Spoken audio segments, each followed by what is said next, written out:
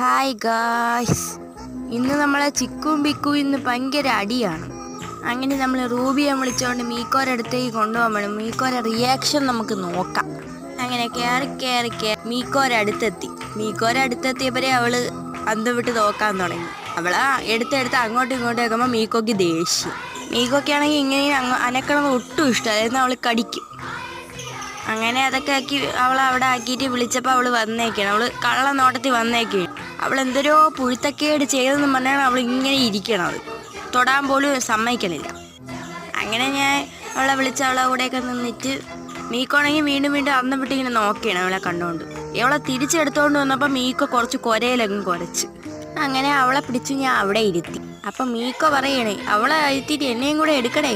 മീക്കോനെ എടുക്കാൻ പറ്റില്ല, അവൾ കിടന്ന് പെടയിലങ്ങ് തുടങ്ങും. അങ്ങനെ മീക്കോക്ക് ടാറ്റയൊക്കെ പറഞ്ഞ് ചിക്കുവിൻ്റെയും ബിക്കുവിൻ്റെയും അടുത്തെത്തി. അവരിന്ന് പൊരിഞ്ഞ അടി. ഓക്കെ.